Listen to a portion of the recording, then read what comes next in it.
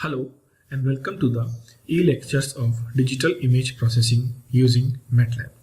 I, Rituraj Soni, will tell you about the second part of basic overview of the MATLAB in this lecture. In the last lecture, we have covered the basic MATLAB editor, basic commands and expression, arrays, vectors, and matrices. Now, in this particular lecture, we will be covering basics of how to display the data, plotting the graphs, loops, if-else statement, switch statement, the powerful scripting M files, and the user-defined functions. While you have installed the MATLAB and you have opened the development environment, it was discussed already in the previous lecture. This kind of interface is shown. Just for a recap, this is a current directory, editor, workspace, command. We will move forward. So first of all, the input function. How to give inputs or initializing with the keyboard input. Like a user wants to give something input to the MATLAB command prompt.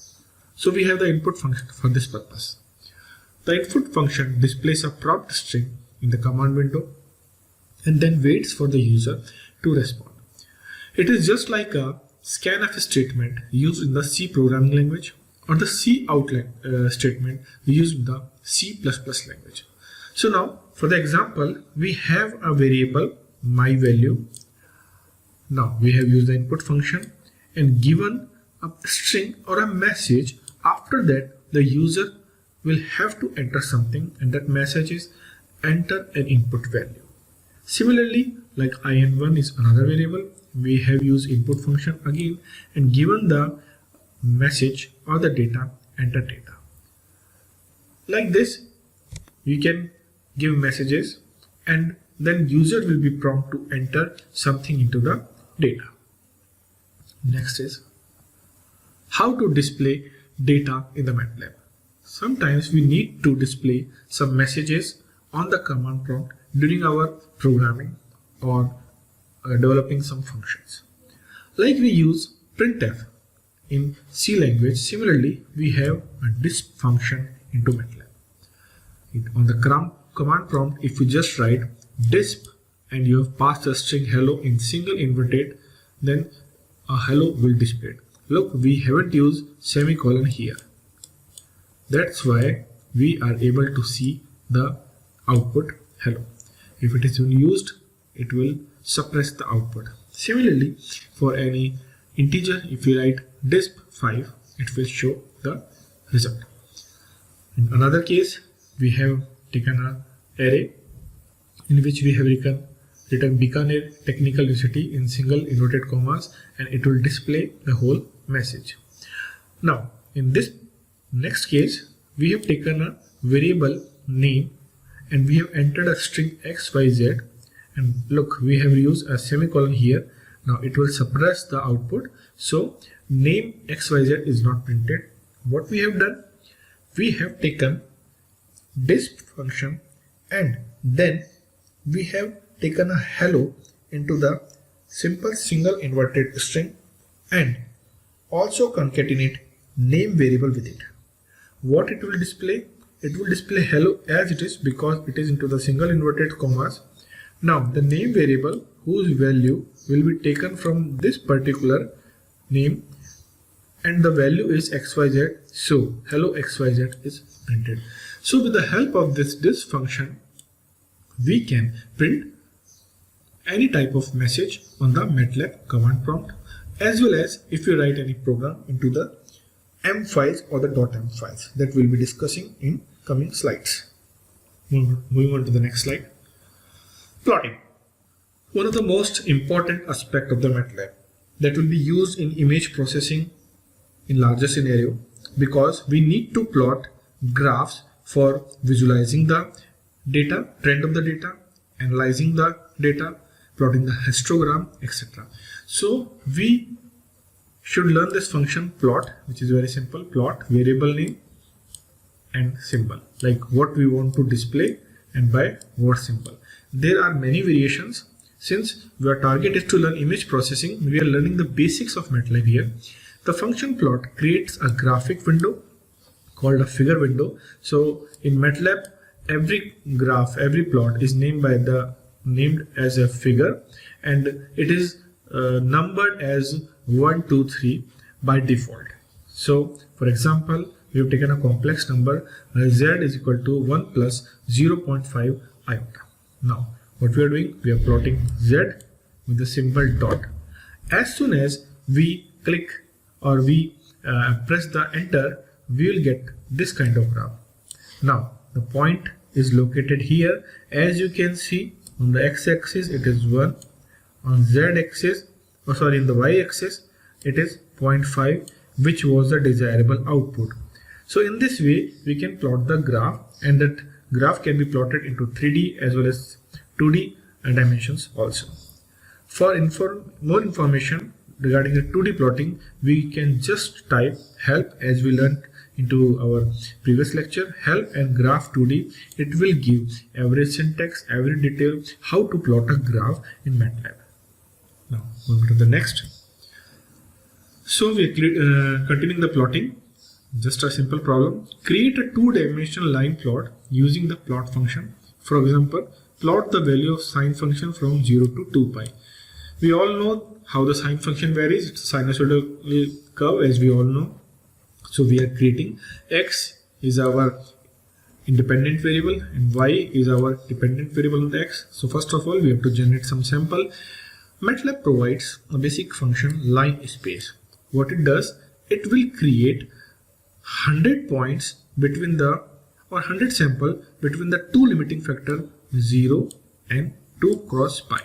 So this is the syntax of line space, that it will create n number of points between the given x or y here. Our x is 0, or we should say like the limiting factor lower interval is 0, the higher range is 2 cross pi. So between 0 and 2 cross pi, it will generate 100 points. Now for every single point of x, now we are getting the value of y with the help of the function sine x. Now we have x and y both with us. So it's again a simple vector here. What we are doing now, we are creating a command plot xy. Look, we have used semicolon here, semicolon here. So x and y are not printed. Now what we have done, we have plot xy here. As soon as we press the enter key, a graph is generated. For this graph, we have also used some annotation like x label. We have created x here. For y label sin x, we have created sin x, and title sin x resembling the title of the graph. In this way, we can plot a graph for a given variables, independent variables. This will be a great advantage for us to plot the data related to images like histogram, as I have already told. So next slide, MATLAB functions. We have to just go through it. The basic syntax is result equals to whatever the function name and what is the input we are giving into it. The simple elementary math function are there. For getting help regarding elementary function, we can type help and el fun. It will give help for all elementary math function like absolute or sine, log to the base 10 to the base 2, exponential, square root, sine, cosine, tan, etc. Now for example, if on the command prompt I write result abs 2, it will give the absolute value, so the result will be given as 2. So these are some built-in MATLAB function. Next one. The most important is the selection programming or some programming constructs related to MATLAB that will be used while we are making our program.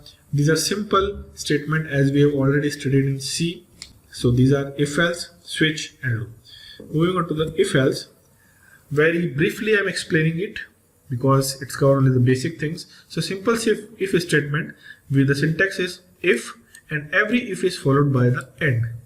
So this is the main thing we have to keep in mind. Now if any logical expression we have provided, if it is true, it will execute the command given between the if and end. If it is not true, then it will not go to the if else statement. For example, Now, we have used a nested example like d is only a variable. It has some value coming from the program. Now, if d is less than 50, what we are giving, count should be increased by 1. And we have to display the d. But in the same if, it is indented here, it is inside this outer loop or outer if statement. If b is greater than d, then we are making the value of b 0. This end is related to this if, and this end is related to this if. So every if has to be followed by an end, end. But in case of else, it is not necessary. Moving on to the else and else if clauses.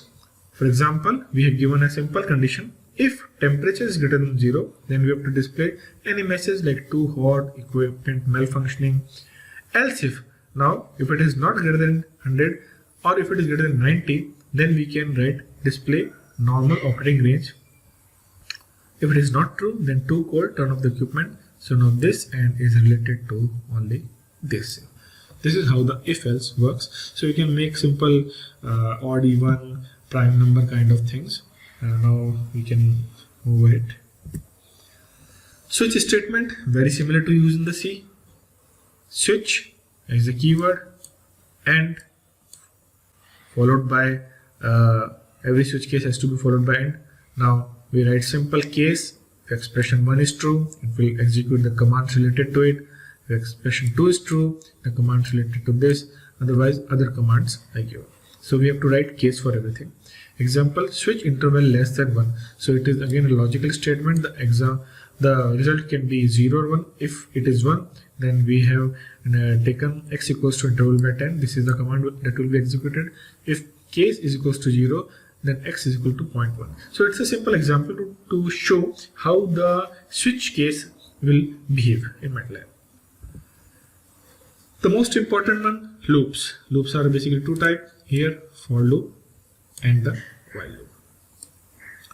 Now, for for loop, we write simple statement for variable, then we write some increment statements here. If it is true, like, or if the conditions are favorable, then we go into the loop, we write some command, execute the command.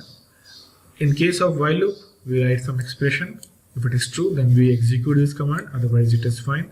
Every loop like for or while will be followed by the end related to them. So make sure that you have written a proper syntax here.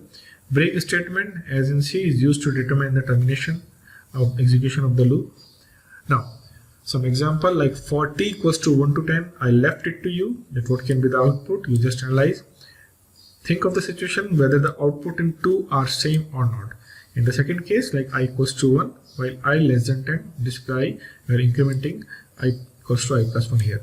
In case of for loop, this whole statement shows t is initialized with 1 and the maximum value will be 10, and it is by default incremented by 1. If you want to change the statement, you can write here t equals to t plus 2 if you want that you should increase your t by 2. So I left it to you what will be the output of first and second. M files. Till now what we are doing, we are executing everything on the command prompt. Now the disadvantage of this particular thing is if we want to save the command we have executed or we want to use it into the future in any program, we cannot do it until we don't have the knowledge of M files. So we have executed the command in the command window, but the most practical way of doing MATLAB programming is to with M files. So M files are just a scripting file, just like your .c file, .c++ file, .java files. We have here .m files. It's basically a text file that consists of some MATLAB commands, some programming statement, some input-output statement, like this. It can open and execute command exactly as if they were entered into the command prompt. To run the M files, just type the file name in the command window. So whatever the file name are there, you have to type that name. So any M file will be run by its name only. Now we have to make sure that whatever the current working directory, it should be set correctly, because then only that particular M file will be run. All MATLAB commands basically are M files here. So we have help file, help.m is there. Now, example of the M file is like this. This is, we know, the current working directory. This is the workspace. This is the command window, and this is your editor. So you open a new editor from here, from this place. After this, it will be untitled. You write the same program which we have written, creating some X numbers. Then we are taking the Y depending on the sign function. Then we are plotting. Look, I use semicolon here. Now after this, it will be plotted, and on plotting we are just annotating the plots with X label, Y label, and the title of the function.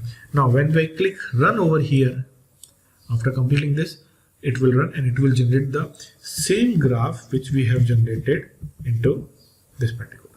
It will generate the same graph. So now next we are moving. Okay, the thing is, before executing, we have to make sure that this file should be present into the directory which should be added to the path of the MATLAB. So whenever I run this file, it will ask us if it is not added to the path. Then we have to click on the add to path and it will run. Otherwise, what we can do, we right click, because my file is present in the online lectures. So right click on it and click on the add to path. It will automatically add it to the path of the MATLAB. Then you click on the run, it will run. So this was the main thing, that every M file, .m file should be presented into the directory which should be added to the path of the MATLAB. Now, this is all about the MATLAB. Important thing is about the user-defined function. We have functions into MATLAB, that is the default of the system functions, which are already being present into the different M files. But what if we want to create our own function? It is very simple. Just open a .m file, a new script, write function as a keyword. What will be the output variable you want? What is the function name you want to give? And what are the input variable you want to pass? Just as we do into the C language. Important thing, the function name should be same as the M file. So function name and the M file name should be similar here. Now, how to call your function? A user-defined function is called by the name of the M file. Since the name of the function and the M file is same, therefore it can be called by the name of the M file. We have to type the M file name as we type the other predefined command, and it will call and it will run, execute the M file. Now comments. What is the comment here? While opening a script file and writing our function, just on the top of this function we can write some comment, and comment in the MATLAB is used by the percentage sign. So whatever you written after this particular percentage sign, it will be treated as comment, and it is a kind of documentation of that M file. So any other user who wants to use your M file should get a knowledge that what this M file or what this function is doing basically. So it's a kind of reference. So this documentation is recommended so that any other user can also understand your program very easily. So now go to the example again. We have this sign.m in which I have written this particular thing. Earlier the whole program was written into the sign.m. Now what we have written? We have written X points, we have generated the Y. Now we have called a function plot underscore sign.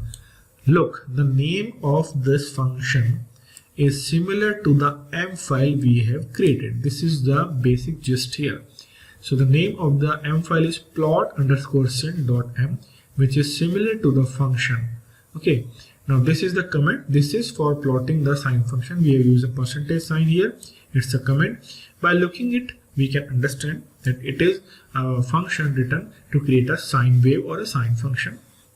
Now function, the keyword, I don't want any kind of output. Plot is the name of the function. XY the variable which is passed. So X here, Y here, generated. We have called, this is the main file. We have called this function. Function comes here with the variables. Plot xy. Now this is plot xy is the predefined MATLAB function.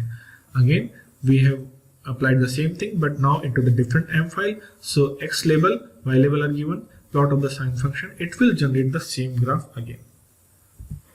So how it is can be shown into the MATLAB environment. This is sign.m.